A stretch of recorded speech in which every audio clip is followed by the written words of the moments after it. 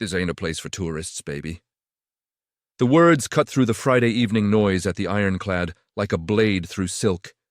Jackson's voice carried that particular brand of showing off reserved for men who'd never been truly humbled. The kind of confidence that came from biceps the size of most people's thighs and a seal trident tattooed across his chest. He stood 6'2" in his civilian clothes, a navy blue t-shirt stretched tight across muscles, earned through years of brutal training, his shaved head gleaming under the bar's amber lighting. At the corner of the polished oak bar, Kate Rivers sat perfectly still. 32 years old, honey blonde hair pulled back in a practical ponytail with loose strands framing a face that spoke of long shifts and longer nights. Her grey shirt, simple and unremarkable, bore the logo of Coronado Medical Center across the left breast. Green eyes, the color of deep water under storm clouds, tracked Jackson's approach with the kind of awareness most people reserved for crossing busy streets. The beer came without warning. One moment, Jackson was celebrating some meaningless victory at the dartboard. The next, his elbow swung wide in a motion that looked accidental, but carried the precision of someone who'd done this before. Golden liquid arced through the air in slow motion, catching the light before splashing across Kate's shoulder and chest, soaking through grey fabric and dripping onto the worn bar stool below. People turned their heads. The ironclad wasn't large by military bar standards. Just a single room with dark wood paneling, a handful of tables, and a reputation for being where operators drank when they wanted to avoid the tourist crowds. Every patron knew the dance about to unfold. They'd seen it before, the ritual humiliation of someone who didn't belong. The pack mentality that defined military culture in its ugliest form. Kate reached for the napkin dispenser with movements so careful they bordered on mechanical. Her right hand pulled 3 napkins. Her left set down the phone she'd been studying, screen dark before anyone could glimpse its contents. The way her fingers moved, folding the thin paper into precise triangles, should have been meaningless. Instead, it created a pattern anyone with combat medical training would recognize instantly. The field dressing technique taught to Special Operations Corpsmen for stopping arterial bleeds. But she buried the tale quickly, using the folded napkins to blot beer from her shirt with the weary patience of someone accustomed to cleaning up other people's messes. Jackson leaned against the bar, his massive frame blocking her from the room. 3 of his teammates appeared behind him like wolves drawn to the scent of prey. The closest was Kyle, a weapons tech with the lean build of a distance runner and eyes that never stopped calculating. Next to him stood Webb, a private military contractor with a dark beard going grey at the edges and the weathered face of someone who'd spent too many years in desert sun. The 4th man, Lieutenant Miller, hung back slightly, his officer's bearing evident even in jeans and a polo shirt that did nothing to soften his razor-sharp features. "Sorry about that," Jackson said, his tone making clear he wasn't sorry at all. Accidents happen when civilians wander into the wrong establishment. Maybe stick to Starbucks next time. Yeah, leave the warrior bars to actual warriors. Kate's response was silence. Not the shocked silence of someone caught off guard, but the deliberate quiet of a person choosing not to engage. She continued blotting beer, her breathing falling into a pattern that anyone trained to recognize stress management techniques would find remarkable. 4-count inhale through the nose. 4-count hold. 4-count exhale through the mouth. 4-count hold. Combat breathing. The kind taught to operators before high stakes. Missions, when keeping your heart rate controlled, meant the difference between successful shots and catastrophic failures. Her left hand moved to the water glass the bartender had brought earlier, fingers wrapping around the condensation-slick surface with what appeared to be a casual grip. Except the placement was wrong for casual. Thumb locked over the top rim, 3 fingers providing structural support from below, pinky extended for balance. It was the tactical carry position for moving while maintaining weapon readiness, adapted unconsciously to a drinking glass. In the back corner booth, mostly hidden in shadows cast by the ironclad's deliberately dim lighting, Master Chief Daniels set down his whiskey with careful precision. 60 years old, built like an old-growth tree that refused to fall despite decades of storms. His weathered face carried the map of a life spent in places the news never reported on. 28 years of service, most of it in naval special warfare, had taught him to recognize things others missed. The micro-details that separated professionals from pretenders. His grey eyes, still sharp despite the years, tracked the slight adjustment in Kate's posture. The way her feet repositioned beneath the bar stool, weight shifting forward onto the balls, heels barely touching the footrest. It was the stance of someone preparing to move, to react, to explode into action, if circumstances demanded. But her face showed nothing, just tired acceptance as she dealt with the beer soaking through her clothes. Jackson wasn't finished. He never was. Men like him needed audiences for their performances, needed witnesses to validate their dominance. He reached out and tapped the small black bag resting beside Kate's phone. The kind of compact medical kit emergency room nurses carried for shifts that might require anything from basic first aid to improvised trauma care. "What's this?" He pulled the bag toward him before Kate could respond, unzipping it with the casual violation of someone who'd never considered consent a meaningful concept. "Let me guess. Hello, kitty Band-Aids? Maybe some hand sanitizer. You know, nurse stuff," his teammates laughed on cue. The kind of rehearsed amusement that came from too many similar scenes played out in too many bars. Kyle pulled out his phone, already framing the shot, while Webb leaned in closer for a better view of whatever embarrassment Jackson was about to uncover. The bag's contents spilled across the bar surface under Jackson's rough handling. Medical supplies, standard issue for emergency personnel. In gauze packets, medical tape, a stethoscope, nitrile gloves. But mixed among them were items that didn't quite fit the civilian narrative. An Israeli bandage, the kind used for massive hemorrhage control in combat zones. A chest seal designed for sucking chest wounds. And something that clinked against the wood as it tumbled free. Drawing every eye in the immediate vicinity, a challenge coin, not the polished brass variety handed out at military ceremonies, but something older, worn silver, that had been handled so many times the edges were smooth.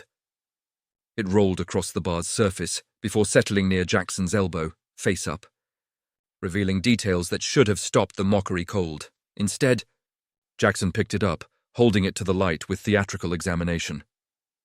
Well, playing dress up, are we? Let me guess. Bought this at the surplus store, maybe eBay." He turned it over, studying both sides with exaggerated skepticism.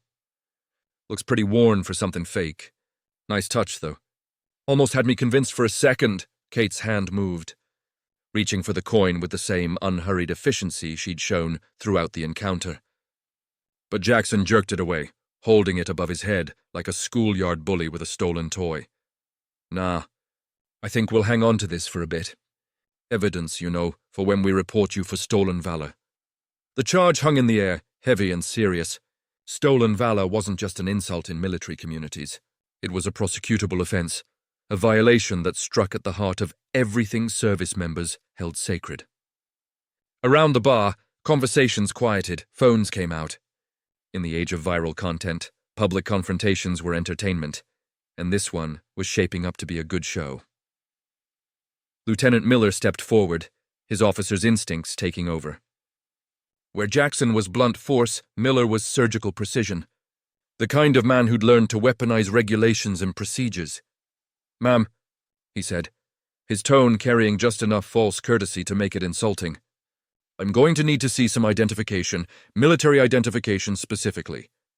Possessing military challenge coins without proper authorization is a serious matter." Kate looked up at him, meeting his gaze with those storm-water eyes. For just a moment, something flickered across her face, an expression that came and went so fast most observers would miss it entirely. But Daniels saw it from his corner booth, recognized it with the certainty of someone who'd worn the same look himself. It was the expression of a person doing math, calculating odds, weighing outcomes, deciding whether the situation required intervention or could be allowed to play out further. She reached into her back pocket with deliberate slowness, movements designed to broadcast no threat, pulling out a standard leather wallet. From it, she produced a California driver's license, sliding it across the bar toward Miller with 2 fingers. The photo showed the same woman, same honey blonde hair, same green eyes. Kate Elizabeth Rivers, address in San Diego, organ donor. No special designations, no military markers, Nothing that suggested she was anything more than what Jackson had labeled her from the start. A civilian nurse who'd wandered into the wrong bar. Miller studied the license with the intensity of someone searching for hidden messages in ordinary text. He took a photo of it with his phone, the flash making Kate blink. "This doesn't prove anything," he said, finally handing it back. "Anyone can have a civilian ID. The question is whether you have the other kind." "I don't," Kate said. Her voice, heard clearly for the first time, carried a slight Midwest accent that softened consonants and extended vowels. It was the voice of someone from Nebraska or Iowa, places far from oceans, and the culture that grew up around them. 2 words, simple and direct. Neither defensive nor aggressive, just statement of fact. Webb had his phone out now, the camera trained on the challenge coin, still in Jackson's possession. He was live streaming, Daniels realized, broadcasting this encounter to whatever audience followed his social media presence. "Check this out. Guys," Webb narrated for his viewers, his voice carrying the practiced enthusiasm of someone who'd found a content goldmine. "Got what looks like a stolen valor situation developing here at the Ironclad. Civilian nurse with military gear can't produce proper ID. This is exactly the kind of nonsense that disrespects real operators. If you've ever been underestimated because of how you look, hit that like button right now, because sometimes the most dangerous person in the room is the one everyone assumes is weak. Subscribe to see how she responds to this disrespect, and hit that thanks button to support this story, because what happens next will leave you speechless." Kate's phone buzzed against the bar surface, the vibration barely audible under the growing noise of the crowd. She glanced at the screen, and for the briefest moment her jaw tightened. Whatever message had arrived wasn't good news. But she pocketed the device without responding, returning her attention to the situation developing around her. "You know what I think?" Jackson leaned closer, his beer breath washing over her in waves that made several nearby patrons wrinkle their noses. "I think you're one of those groupies. The kind who hangs around military bars trying to pick up operators, pretending to be something you're not to seem interesting. I've seen a dozen just like you. All fake, all desperate for attention." Kyle moved to Jackson's left, his phone still recording, capturing multiple angles of the confrontation. "Maybe we should check her bag more thoroughly, see what other military gear she's stolen. Could be looking at a serious case here." The suggestion sparked something in the watching crowd. What had started as casual entertainment was taking on the flavor of citizens' justice, the kind of mob mentality that turned ordinary people into participants in something uglier. Several patrons moved closer, forming a loose semicircle that effectively trapped Kate between the bar and the wall of bodies. Through it all, she remained seated, her posture unchanged, her breathing maintaining that precise 4-count rhythm. The only sign of response was a slight adjustment in how her weight distributed across the bar stool. A micro shift that put her center of gravity over her feet in a way that would allow instant movement in any direction. It was the kind of automatic repositioning that came from thousands of hours of training. So deeply ingrained it happened below conscious thought. But most people weren't looking for such details. They saw what Jackson wanted them to see. A woman caught in a lie, cornered by her own deception, about to be exposed in front of dozens of witnesses, and however many more were watching Webb's livestream. The bartender, a man called Leo, with forearms like bridge cables and a faded Ranger tab tattoo barely visible beneath rolled sleeves, moved closer to Kate's position. He'd been tending bar at the Ironclad for 3 years, had seen every variation of military posturing and civilian confrontation the place could produce.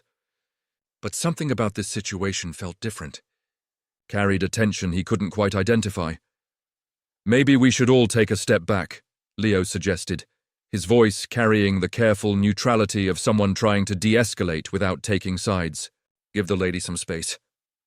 "The lady," Miller emphasized the word with surgical precision, "is potentially committing a federal offense. Until we establish her actual credentials, she stays right where she is." Kate finally spoke again, her voice carrying just far enough to be heard by the immediate group. "I'm an emergency room nurse at Coronado Medical. I stopped here after my shift for one drink before going home. That's all.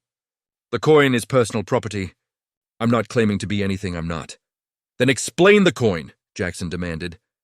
He held it up again, this time making sure Webb's camera got a clear shot. Explain why you have something that looks military-issue if you're just a civilian nurse. It was a gift. From who? Someone who served? Convenient? Jackson's grin widened. The expression of a predator who'd cornered prey. Real convenient how you can't provide details. You know what I think. I think you found this in a pawn shop. Thought it would make you look cool. Never considered that real warriors might actually call you out on it. Kyle stepped forward, inserting himself into Kate's personal space with the casual aggression of someone who'd never been taught about boundaries. You know what we do to stolen valor cases? We make sure everyone knows. Your face is already on Webb's stream. Probably got a few thousand viewers by now. By tomorrow you'll be internet famous for all the wrong reasons. The threat was clear. In the age of social media justice, being labeled a stolen valor case meant permanent reputation damage. It meant harassment, doxing, employment consequences. It meant becoming a cautionary tale shared in military circles for years to come. Kate's response was to reach for her water glass, taking a slow sip that seemed to frustrate her antagonists through its complete lack of reaction. The way her fingers wrapped around the glass, that same tactical grip, drew Daniels' attention again. He pulled out his own phone, not to record like the others, but to make a quiet call, his voice too low to be overheard as he spoke rapidly into the device. All right, enough talk. Kyle's impatience had reached its limit. You want to prove you're not full of nonsense? Let's do this properly. Backroom's got a range set up. You claim that coin came from someone who served. That means you've been around military people. Maybe picked up some skills. So, prove it. He gestured toward a door at the back of the bar that led to what had once been a storage room before Leo converted it into a small shooting range for locals who wanted to practice without driving to the base. 25 meters, climate-controlled with proper backstops and safety equipment. It wasn't regulation, but it was enough for basic drills and friendly competitions. Field strip and M4, Kyle continued, warming to his challenge. Standard disassembly and reassembly. The record here is 40 seconds set by a SEAL Team 6 operator. You even get close to that, maybe we'll consider you might not be completely lying. The crowd murmured approval. This was better than simple confrontation. This was a test, measurable and definitive. Either Kate could perform, or she couldn't. And her failure would be captured on multiple cameras for posterity. Miller nodded, his officer's mind appreciating the approach. Fair test. Any civilian who's been around firearms could theoretically do it, but the speed would be telling. 40 seconds is professional level. If she's really just a nurse, she'll take 2 minutes or fail entirely. Kate set down her water glass with the same careful precision she'd shown throughout. The kind of control that suggested someone used to working in environments where shaking hands could mean the difference between successful procedures and catastrophic outcomes. She looked at Kyle, then at the M4 rifle he was already retrieving from a locked cabinet behind the bar, her expression unreadable. One attempt, Miller said, establishing the rules. No practice runs. Kyle will disassemble it. You reassemble. Standard field strip. Nothing fancy. Timer starts when you touch the first component. Leo had moved to the end of the bar, his phone now also out. But instead of filming, he was typing rapid messages to someone. His weathered face creased with concern. Whatever response he received made him look up sharply at Kate, then over to where Daniels sat in the shadows. Some silent communication passing between the two veterans that excluded everyone else in the room. Kyle worked quickly, breaking down the M4 with the fluid efficiency of someone who'd performed the task thousands of times. Upper receiver separated from lower, bolt carrier group removed, charging handle pulled free. Each component was placed on a clean white towel spread across the bar surface, arranged in no particular order, parts scattered like puzzle pieces. Whenever you're ready, Kyle said. Stepping back with a theatrical flourish, Jackson held up his phone. Timer app visible on the screen, finger hovering over the start button. Webb adjusted his camera angle to capture both Kate's hands and her face, wanting viewers to see the moment of failure written across her features. Kate stood up from the bar stool for the first time since the encounter began. and several people unconsciously took a half step back. It wasn't that she was large or physically imposing. At 5'6" and 130 pounds, she should have been dwarfed by the operators surrounding her. But something in the way she moved, the economy of motion and absolute certainty of placement, created a presence that belied her size. She stepped to the towel, her green eyes scanning the scattered components with the quick assessment of someone cataloguing inventory. Her lips moved slightly, counting or calculating, the movement so subtle most viewers would miss it entirely. Then her right hand reached out, fingers closing on the upper receiver, and Jackson hit the timer. What followed would be analysed frame by thousands of viewers over the coming days, and dissected and debated by military enthusiasts and firearms experts. Kate's hands moved with mechanical precision, each motion flowing into the next, without pause or hesitation. Upper and lower receivers aligned and pinned. Bolt carrier group inserted, cam pin rotated and locked. Charging handles slid home with a metallic click that seemed to echo in the suddenly silent bar. Her fingers found components without searching. The kind of automatic recognition that came from assembling the same weapon in pitch darkness, in freezing water, while under fire, or otherwise compromised. There was no showmanship, no wasted motion. Just systematic reconstruction that built toward completion with the inevitability of sunrise. The final component, the rear takedown pin, clicked into place, and Kate stepped back, her hands falling to her sides. Jackson's timer showed 32 seconds. The bar erupted in shocked exclamations, but Kate's expression remained unchanged, as if performing at a level that exceeded SEAL Team 6 standards was unremarkable, barely worth noticing. "That's impossible," Kyle breathed, reaching for the reassembled weapon. He checked it over with expert hands, finding every component properly seated, every pin correctly oriented. The assembly was textbook perfect, the kind of work that would pass armorer inspection without comment. "Nobody assembles that fast with one hand." "She used both hands," Webb protested, already knowing how weak the argument sounded. "Dominant hand only," Daniels called from his corner, speaking up for the first time.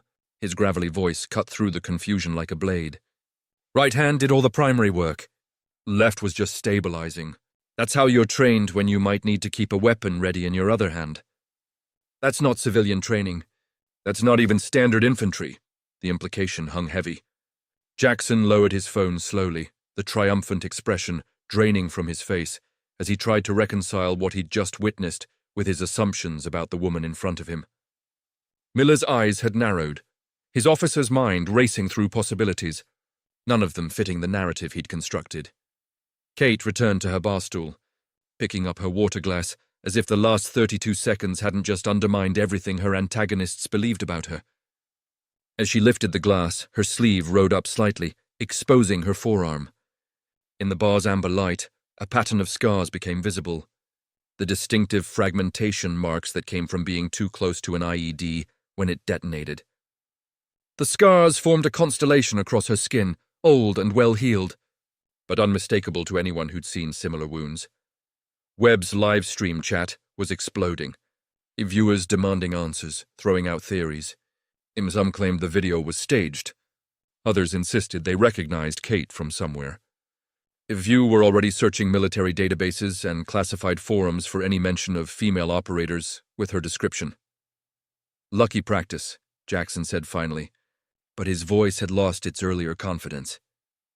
"Probably spent weeks getting ready for this exact scenario, hoping to impress some operators. It's still fake." "You're still fake." Miller held up a hand, silencing Jackson with the gesture. "The shooting range now. 5 rounds, 25 meters, standard target. That assembly could have been memorized, rehearsed, but marksmanship doesn't lie." His eyes locked onto Kate's face, searching for any flicker of fear or hesitation. "Unless you'd rather admit the truth right now and save us all the time." Kate's response was to stand again, this time moving toward the back room without waiting for further prompting. The crowd parted for her, dozens of eyes tracking her movement, phones raised to capture whatever happened next. Leo moved to unlock the range door, his hand lingering on her shoulder for just a moment. A brief contact that could have been accidental or might have been a wordless warning. The range room was exactly as utilitarian as its purpose demanded. Concrete walls painted institutional grey, fluorescent lighting that cast everything in harsh clarity. A single shooting lane with a mechanical target system capable of moving paper silhouettes to various distances. The air smelled of gun oil and spent brass underlaid with the chemical tang of cleaning solvents. Kyle pulled a Sig Sauer M17 from the range's weapon rack, the military's standard-issue sidearm, checking the chamber before loading a magazine with 5 rounds. 25 meters, standard paper target, center mass grouping. Anything outside a 6-inch circle is considered a miss for this test. He set the weapon on the bench, safety engaged, barrel pointed downrange. You'll have 60 seconds to take all 5 shots. Timer starts when you touch the weapon. What Kyle didn't mention, what he'd done while Kate's attention was elsewhere, was adjust the rear sight. A 15-minute of angle shift to the left, just enough to throw off point of aim for anyone relying on the sights alone. It was sabotage, pure and simple. But Jackson had signaled the approval with a subtle nod, while Webb made sure his camera was angled away from the weapon during the adjustment. To them, it was justified. If Kate was faking, this would expose her. If she was real, she'd notice the sight misalignment and could call them out on it, proving she knew weapons well enough to recognize tampering. Either way, they'd have their answer. That their test had become deliberately rigged didn't trouble their conscience. Kate approached the bench, her movements unhurried despite the crowd pressing into the small room behind her. She picked up the M17, her left hand wrapping around the grip with that same tactical placement observers had noted on her water glass. But instead of immediately aiming downrange, she did something that made Daniels, now standing in the doorway, close his eyes briefly in recognition. She performed a press check, slightly retracting the slide to visually confirm a round was chambered, then let it return forward under its own spring pressure without manually releasing it. The technique was silent, smooth, and absolutely unnecessary for a weapon that had just been loaded in front of her. It was also exactly what operators were trained to do every single time they picked up a weapon, even if they'd watched it being loaded 10 seconds earlier. The kind of ingrained habit that became automatic through endless repetition. Then she raised the weapon, her stance shifting into a modified weaver that distributed recoil management through her skeletal structure rather than relying purely on muscle strength. Her breathing fell into that same 4-count pattern, and on the exhale, following the 4th beat, she pressed the trigger. The first round went downrange with a sharp crack that echoed off concrete walls. Before the sound fully faded, she'd fired again. 5 shots in rapid succession, each one following the same breathing pattern, the same muscle memory. The entire sequence took less than 10 seconds. Kyle moved to the target control, bringing the paper silhouette forward with mechanical whirring as it emerged from the shadows at the far end of the range. His confident expression slowly crumbled. All 5 rounds had impacted within a 3-inch group, center mass, exactly where they should. Despite the sight misalignment, Kate should have been unable to compensate for. The watching crowd pressed closer, staring at the tight grouping that spoke of skills far beyond civilian training. Miller grabbed the target as soon as it reached the end of its track, studying it with the intensity of someone searching for evidence of tampering or trickery, but there was nothing to find. 5 holes, 5 perfect shots. Undeniable evidence that Kate Rivers was significantly more than she appeared. The sights, Kyle started to say, then stopped, realizing any explanation would require admitting to sabotage. We're 15 minutes left, Kate finished for him, her voice quiet, but carrying clearly in the shocked silence. I felt it when I picked up the weapon. Weight distribution was wrong, so I adjusted point of aim to compensate. Basic marksmanship correction for compromised equipment. She set the M17 down on the bench, safety engaged, barrel pointed down range exactly as she'd found it. Then she turned and walked back toward the main bar without waiting for response or reaction, leaving behind a room full of people whose entire understanding of the situation had just been demolished. Miller stood holding the target, his mind racing through implications. The rifle assembly could have been luck or memorization. The shooting, especially shooting that accounted for deliberate sight misalignment, was something else entirely. That required not just skill but operational experience. The kind of muscle memory built through scenarios where failure meant consequences more severe than embarrassment. As Kate emerged back into the main bar area, Jackson moved to block her path one more time. But this time, his posture was different, less aggressive, more uncertain. He still held the challenge coin, but now he looked at it with new eyes, seeing details he'd missed in his initial dismissal. "The equipment sabotage," Miller said, emerging from the range behind Kate. "You need to leave right now, before this situation escalates further." Kate had returned to her bar stool, reaching for her medical bag to repack the contents Jackson had spilled. As she bent to retrieve a scattered packet of gauze, the challenge coin slipped from Jackson's fingers, where he'd been turning it over and over, his grip made clumsy by conflicting thoughts. The worn silver disc hit the wooden floor with a ringing impact that somehow carried over every other sound in the bar, rolling in a wide arc before coming to rest at the scuffed boots of Master Chief Daniels. The older man bent slowly, his joints protesting the movement, and picked up the coin with the reverence some people reserved for holy relics. He held it to the light, his weathered face going absolutely pale beneath its permanent tan, as he read the serial number stamped into the worn metal, SX0604. His lips moved silently, and every person close enough to see his expression felt a chill that had nothing to do with the bar's air conditioning. When Daniels looked up at Kate, his grey eyes held something between shock and what might have been fear. "Shadow 6, he whispered, the words barely audible, then louder with the command voice of someone who'd spent decades being obeyed without question. "Everyone stand down right now." The silence that followed Daniel's command was absolute. Not the comfortable quiet of a room at rest, but the suffocating stillness that came when oxygen itself seemed to evacuate the space. 43 people stood frozen, their phones still raised, their eyes locked on the old Master Chief, holding a worn silver coin like it might detonate in his hand. Jackson's mouth opened, closed, opened again. No sound emerged. His massive frame, which had dominated the bar all evening, seemed to shrink inward as he processed the two words Daniels had spoken. Shadow 6. The designation carried weight in special operations circles, the kind of dark legend whispered about in team rooms when the brass wasn't listening.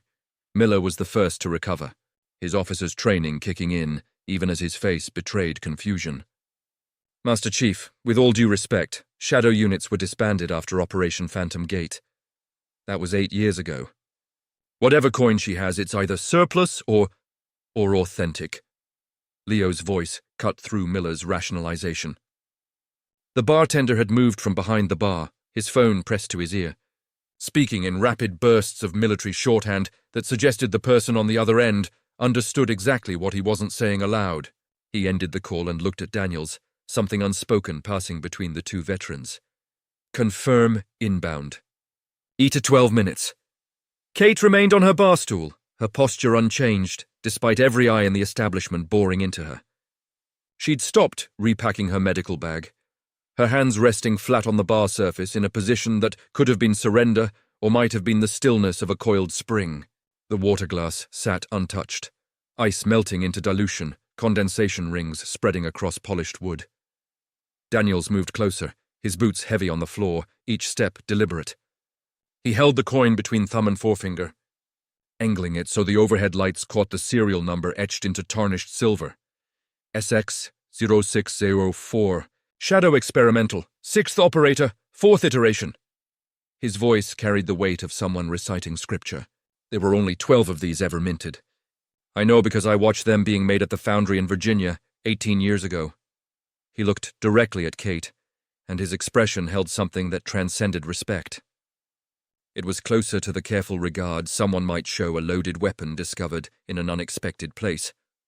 Shadow 6, hunted the hunters. That was the unit designation, not the people smuggling weapons or planning attacks. The ones inside our own system, selling them information, providing them cover, making sure operations failed at critical moments. Webb's live stream chat was erupting with questions, theories, accusations of elaborate hoax. But his camera hand had started to shake, the frame going unsteady as implications began filtering through his content creator mindset into something approaching comprehension. Kyle had backed up 3 steps, putting distance between himself and Kate without conscious decision, his body reacting to information his mind was still processing. "Internal affairs," Miller said slowly, the words coming out like he was testing their weight. "You're saying shadow units were internal investigations?" "That's not possible. Those operations would have required clearance levels that don't exist outside Pentagon inner circles." "They existed." Daniels never took his eyes off Kate. 6 operators cross-trained from Delta, DevGru and Air Force Special Tactics, given carte blanche to find and eliminate threats from within the special operations community. No oversight, no official chain of command, completely deniable if exposed. He paused, his weathered face creasing with old pain. "They were disbanded after Phantom Gate because the political cost of admitting we had internal corruption got too high. Easier to shut down the hunters than acknowledge what they'd found." Jackson had finally found his voice, though it came out rough and uncertain. "That's insane. You're saying she was some kind of secret police spying on her own people?" "Protecting her own people," Daniels corrected, an edge entering his tone. "From the ones who'd sell them out for money, ideology, or simple ego. The kind of people who'd adjust weapon sights before a test because their pride couldn't handle being wrong." Kyle's face went sheet white. His eyes darted to the range room door, then back to Kate, connecting dots with the awful clarity of someone realizing they'd made a catastrophic miscalculation. "I didn't. That was just. We were testing if she'd noticed tampering." Kate spoke for the first time since the reveal began. Her Midwest accent somehow sharper now, each word precisely placed. "If she had the training to recognize sabotage and compensate without making it obvious, congratulations. You just demonstrated exactly the kind of operational awareness I was looking for." She stood up from the bar stool in one fluid motion. And this time, when people stepped back, it wasn't unconscious. It was self-preservation, the instinctive retreat from something they'd fundamentally misjudged. Kate wasn't tall, wasn't physically imposing, but the way she occupied space had changed. The tired nurse who'd accepted beer spilled on her clothes was gone, replaced by something that moved with the casual precision of a surgeon or a sniper. Professions that shared more similarities than most people realized. "Master Chief," she nodded to Daniels, a gesture of acknowledgement between peers. Then her green eyes swept the room, cataloguing faces, positions, the subtle tells that separated the genuinely shocked from those whose surprise felt performative. "I need everyone to stay exactly where they are for the next 10 minutes. No one leaves. No one makes calls. No one posts anything else to social media." "You can't order us around," Miller objected. But his protest lacked conviction. "You have no authority here, even if that coin is legitimate. Shadow units are disbanded. You're a civilian now, same as the rest of us." Kate pulled her phone from her pocket, the device's screen lighting up with a notification that made her jaw tighten fractionally. She read whatever message had arrived, her lips compressing into a thin line. When she looked up, something had shifted in her expression. Not anger exactly, but a cold calculation that made the temperature in the bar seem to drop. "Hours ago, classified intelligence was leaked from Naval Special Warfare Group 1. Operational details about an upcoming mission in the Horn of Africa. Timing, personnel, logistics, everything an enemy would need to set up an ambush that would cost American lives." Her voice remained level, conversational, which somehow made the words more chilling. The leak was traced to 3 potential sources, all with access to the relevant servers. All 3 were supposed to be at this bar tonight. The implication detonated like a grenade. Webb's phone clattered to the floor, his live stream still running, now capturing his slack-jawed expression. Miller took an involuntary step backward, his hand moving toward his pocket where his own phone rested. Jackson just stared, his earlier bravado completely evaporated. "Think you can guess who the traitor is? Drop your theory in the comments right now and share this video. Your friends won't believe the twist coming next. Hit like if you're on the edge of your seat because the next 60 seconds will blow your mind." Kate's phone buzzed again. She glanced at it, and this time her reaction was visible. A sharp intake of breath that suggested whatever she just read was worse than bad.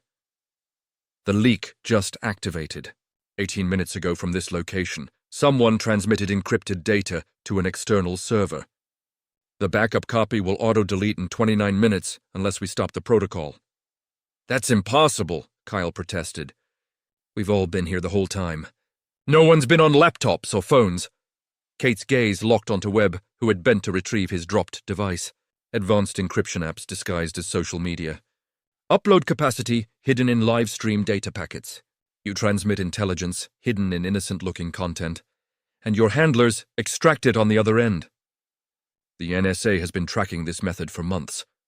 Webb straightened slowly, his phone clutched in both hands like a lifeline. You're crazy. I'm streaming. Yeah, but it's just bar content entertainment. I'm not transmitting anything except what everyone can see. Then you won't mind unlocking your device and letting me verify that. Kate extended her hand, palm up, waiting. Her other hand had moved to rest on the bar near her medical bag. Casual placement that put her fingers inches from whatever else she kept in that kit, besides gauze and bandages. The standoff held for 3 heartbeats. Webb's eyes darted around the room, looking for support, escape, something to change the equation. He found only faces watching him with new suspicion. The crowd that had been on his side minutes ago now reassessing everything about the evening's events. I have rights, Webb said finally. You can't just confiscate private property without a warrant. I don't care what unit you used to be with. You're not law enforcement. No, agreed a new voice from the doorway. But I am. 2 men entered the ironclad, both wearing civilian clothes that did nothing to disguise their federal agent bearing. The first was tall and angular, with wire-rimmed glasses and the pale complexion of someone who spent most of their time in windowless offices. His partner was shorter, built like a fire hydrant, with the kind of watchful eyes that never stopped cataloguing threats. Both had credentials already out, FBI shield and identification clearly visible. Special Agent Morrison, FBI counterintelligence. The tall one spoke with the flat affect of someone who delivered this introduction 1,000 times. We're going to need everyone to remain calm and cooperate fully. This establishment is now part of an active investigation into the unauthorized disclosure of classified national defense information. Leo had moved to lock the front door, flipping the sign to closed, pulling down shades over windows that looked out onto the parking lot. The click of the deadbolt engaging seemed unnaturally loud. What had been a public bar was now effectively a sealed room. Everyone inside trapped until the federal agents decided otherwise. Webb's face had gone from pale to grey, the color of old concrete. This is harassment. You can't just lock us in here. I want a lawyer. You'll get one, Morrison replied mildly. Right after we secure the evidence.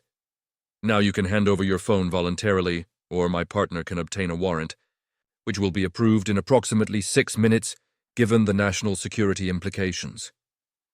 Your choice, but choose quickly because every second you delay is another second that data gets closer to permanent deletion. The shorter agent, who hadn't introduced himself, moved to stand between Webb and the door. Not threatening, not aggressive, just present in a way that made it clear any attempt to leave would be physically prevented. Webb looked at Kate, and in his eyes she could see the moment calculation shifted from resistance to self-preservation. His shoulders sagged, the fight draining out of him like water from a breached hull. I didn't have a choice, he said, his voice barely above a whisper. They had pictures from Kandahar. Things I did that weren't. The rules of engagement were complicated, and I made calls that looked bad out of, context. So you sold out your country because you were afraid of being embarrassed. Miller's voice cracked like a whip. Officer's authority reasserting itself now that the target was clear. You compromised operations, put lives at risk, became exactly the kind of traitor you pretended to despise. It wasn't supposed to be real intelligence. Webb's composure shattered completely, words tumbling out in desperate justification. They said they just wanted general information, nothing that could actually hurt anyone. Background stuff, publicly available data that I'd packaged to look classified. I didn't know they were using it to plan actual operations. They always say that, Morrison observed, pulling latex gloves from his pocket with practiced efficiency. They always claimed they didn't know, didn't understand, didn't mean for it to go so far. And you always believe them, because the alternative is accepting what you've really become. He held out his gloved hand. The phone now. Webb handed it over with trembling fingers. Morrison passed it immediately to his partner, who produced a specialized device from his jacket, connecting it to the phone with a cable that looked decidedly non-standard. Whatever software he ran, it worked fast. Screens of data scrolling past too quickly for civilian eyes to follow. Got it, the shorter agent announced after 90 seconds of tense silence. Encryption app hidden in the photo filter program. Active transmission protocol still sending data packets embedded in video stream compression artifacts. He looked up at Morrison with grim satisfaction. This is enough for a warrant on the receiving servers. We can trace the whole network. Kate had moved to stand beside the agents, looking at the phone screen with the focused intensity of someone reading a foreign language they'd once spoken fluently. The timing. 18 minutes ago. That's when Jackson knocked my medical bag over when everyone was crowded around watching the contents spill. Webb had his phone out filming. Perfect cover for initiating an upload sequence. She turned to face the crowd, her gaze moving from face to face before settling on Lieutenant Miller. But Webb's not smart enough to set this up alone. The encryption software, the data access, the operational security required to maintain this for months without detection. He needed someone on the inside with actual clearance. Someone who could pull files without triggering alerts. Miller's face remained impassive, but a muscle in his jaw jumped. His hands, which had been relaxed at his sides, curled into fists so tight his knuckles went white. That's a serious accusation to make without evidence. Which is why I didn't make it. Kate's smile held no warmth. I just stated facts. Webb needed help. Whether he got it from you or from someone else with Group 1 access, that's what the investigation will determine. Morrison's partner had moved behind Miller, not blocking his exit, but close enough to respond if the officer decided to run. The agent's stance was deceptively casual, weight balanced, hands visible, but ready. Lieutenant Miller, we're going to need you to come in for questioning. Voluntary at this point, but I strongly advise cooperation. The alternative gets much more complicated for everyone involved. This is absurd, but Miller's protest sounded hollow even to his own ears. Sweat had begun forming at his hairline despite the bar's air conditioning. He pulled out his phone and 3 people moved simultaneously. Kate, Morrison, and Daniels, all with the same instinctive response to a potential threat reaching for a device. Miller froze, his hands still in his pocket, suddenly aware of how his simple gesture had been interpreted. I was just going to call my lawyer. After we're done here, Morrison said, his tone allowing no negotiation. For now, the phone stays where it is. The next 15 minutes were organized chaos.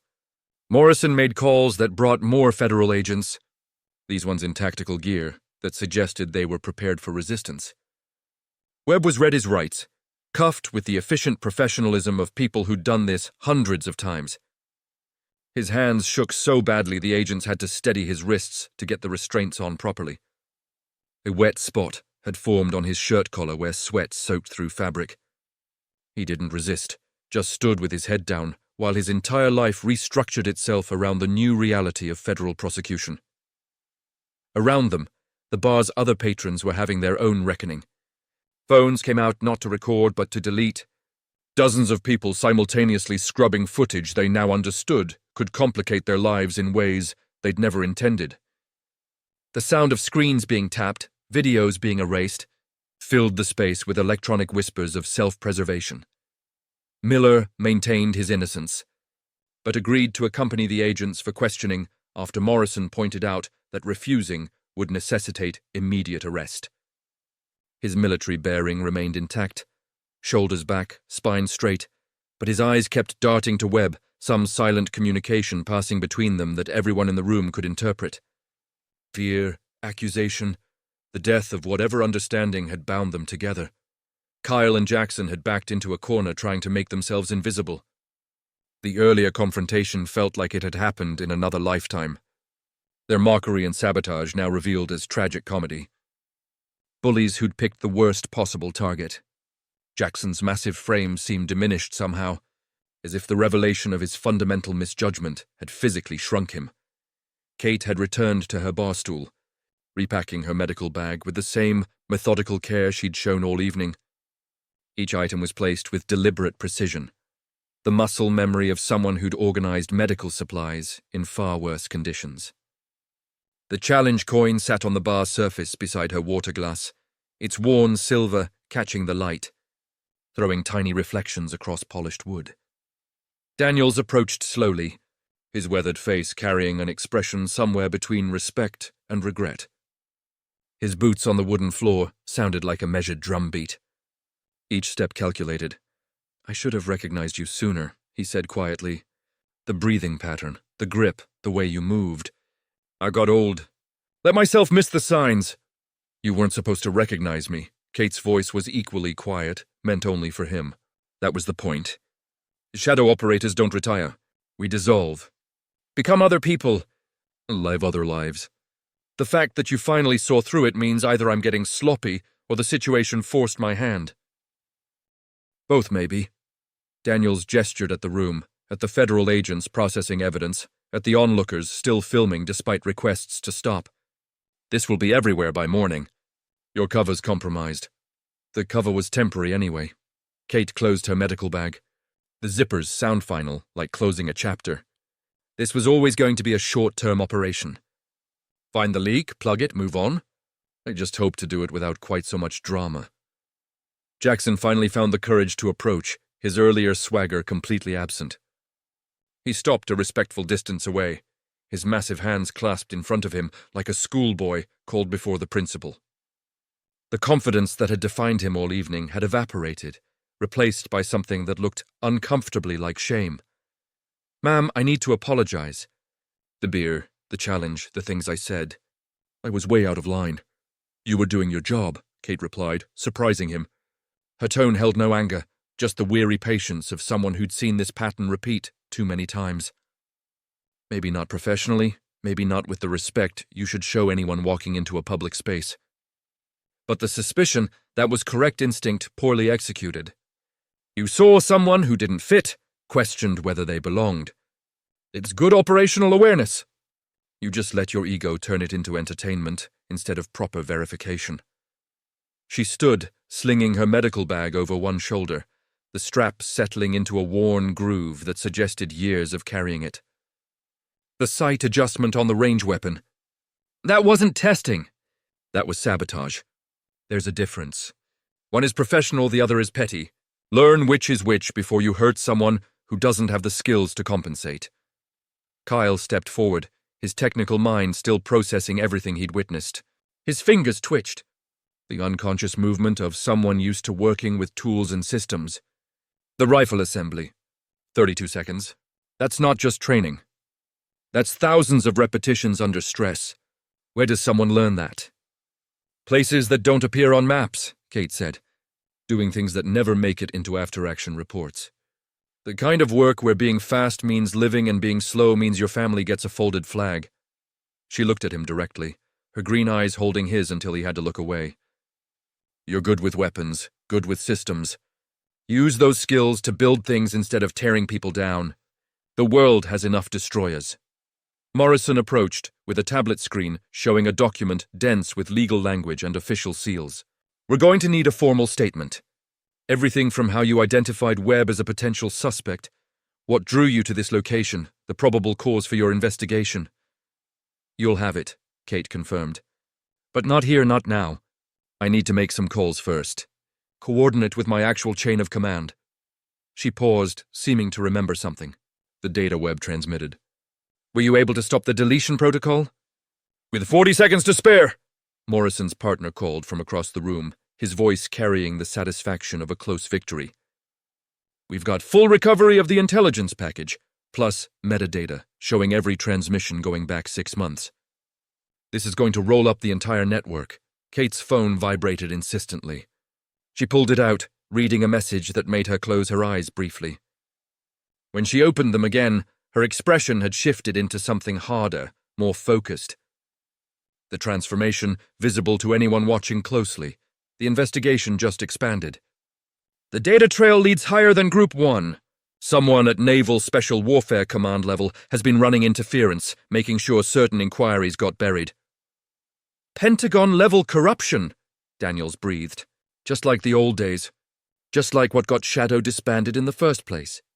"History doesn't repeat, but it rhymes," Kate quoted. She typed a rapid response.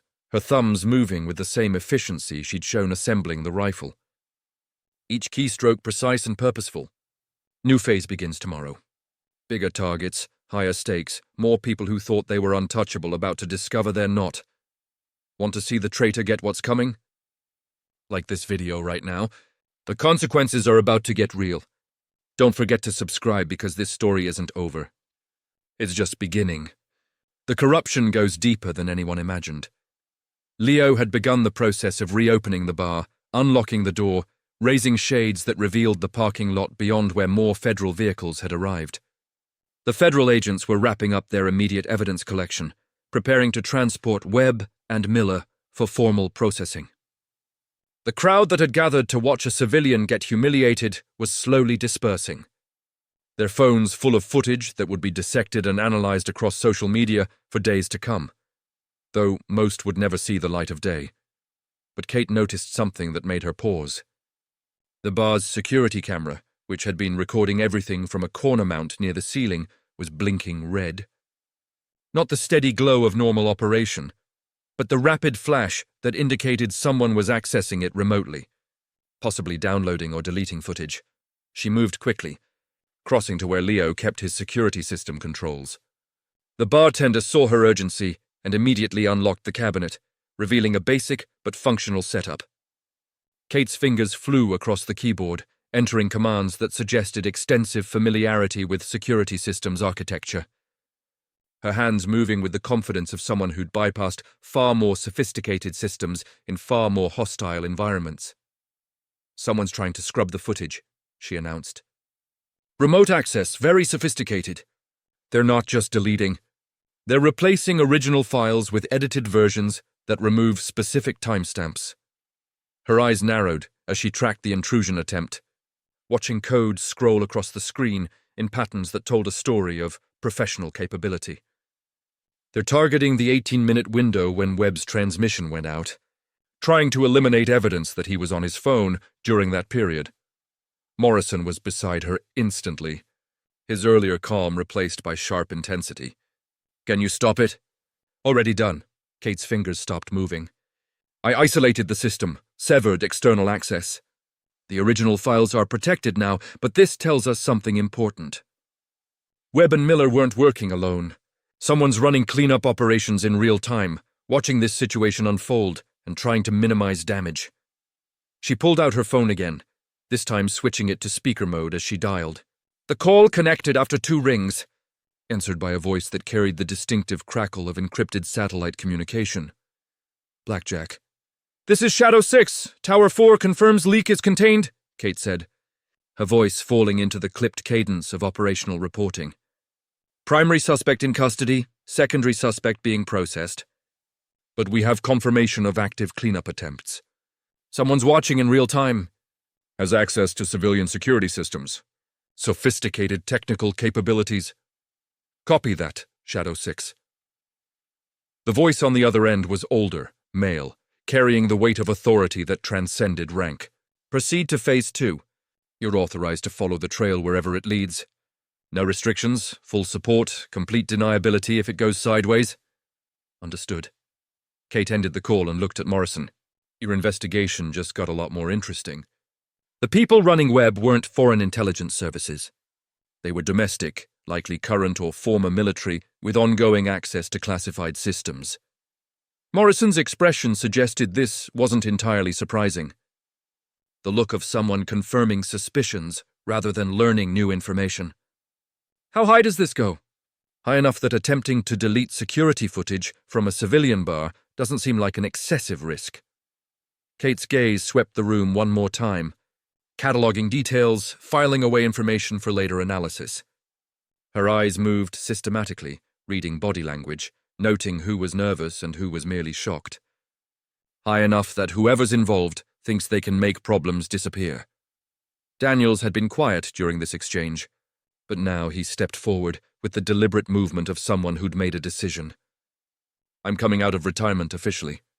Whatever you need, whoever you're hunting, I've still got contacts and clearances that might be useful." "Master Chief, you earned your peace." Kate's voice softened slightly. "You don't owe anything to this fight." "Maybe not," Daniels agreed. But I owe plenty to the people who will die if we don't stop this leak. And I owe something to the young operators who deserve better than having their own system betray them. He held up the challenge coin still in his possession. Shadow 6 hunts the hunters. That mission didn't end just because some politicians got uncomfortable with the implications. Kate took the coin back, her fingers closing around familiar metal. For a moment, she just stood there feeling its weight. The physical manifestation of choices made years ago that continued to shape her present. The worn edges pressed into her palm, a sensation she'd felt countless times before. In briefing rooms and forward operating bases. In moments of decision that would ripple forward through years. Then she looked at Jackson, Kyle, and the handful of other military personnel still present.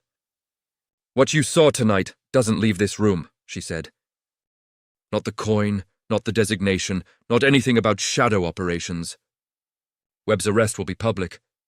Miller's investigation will be news, but my involvement stays buried. Anyone who posts footage identifying me specifically will find themselves having very uncomfortable conversations with federal agents. Are we clear? The chorus of agreement was immediate and emphatic. Whatever else could be said about military culture, operational security was something everyone understood. Kate's identity, her real role, the shadow world she operated in that would remain classified even as the investigation she'd triggered played out in public view. Morrison handed her a card with contact information. We'll need that formal statement by tomorrow.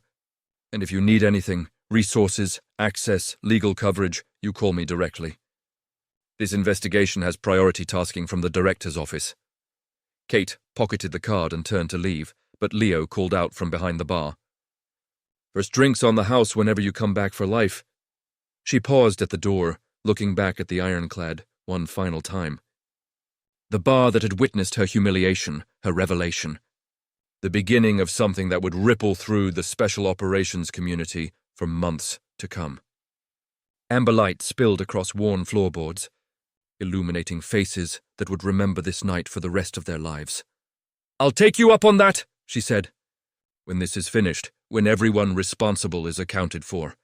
Then she was gone, disappearing into the California night, just another person in civilian clothes heading home after a long shift. The door closed behind her with a soft click, and the remaining patrons stood in silence, trying to process everything they'd witnessed.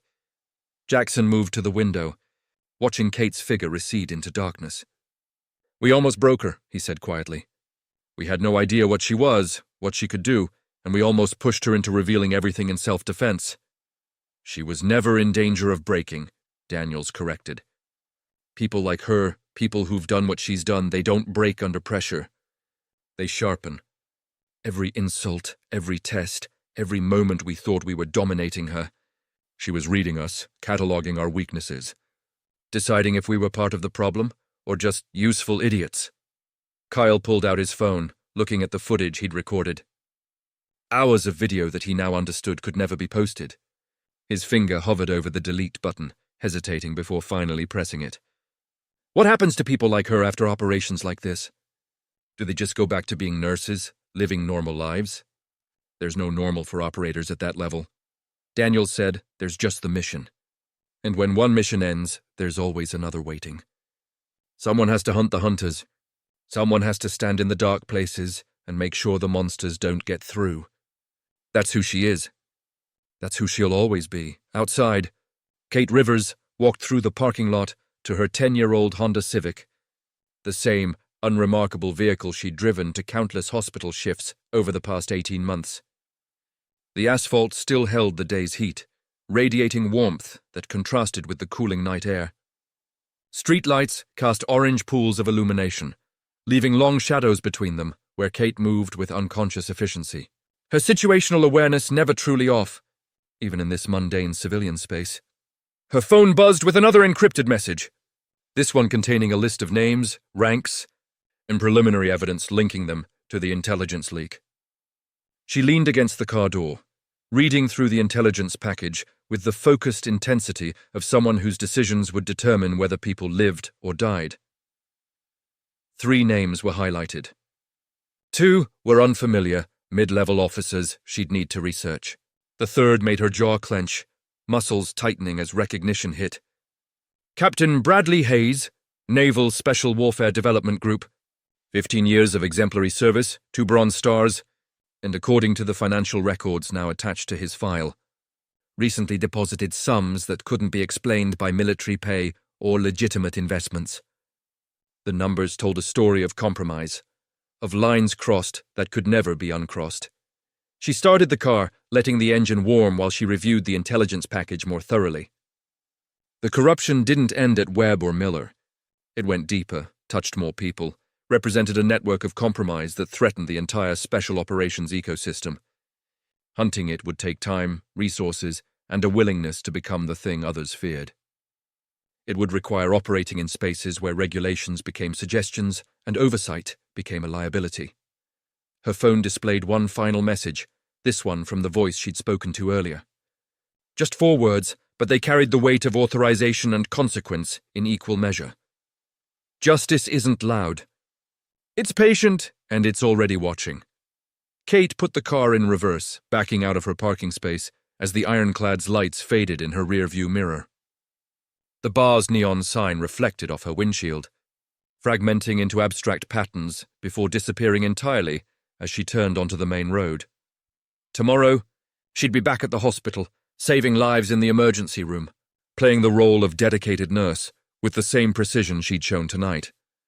But in the margins, in the hours between shifts, in the dark spaces where betrayal festered, Shadow 6 would continue her hunt. Because some wars never ended, they just changed battlefields. And sometimes the most important battles were fought by people who didn't exist for stakes that would never make headlines against enemies who wore the same uniform and spoke the same oaths, but had forgotten what those words actually meant. The California night swallowed her car. One more vehicle among thousands, carrying one more person among millions, invisible and unremarkable. The Pacific Coast Highway stretched ahead, empty at this hour, streetlights marking distance in measured intervals. To any observer, she was just another tired healthcare worker heading home after a difficult shift, exactly as she needed to be, exactly as Shadow 6 had always operated, in the darkness between streetlights, hunting the hunters who thought they'd never be found.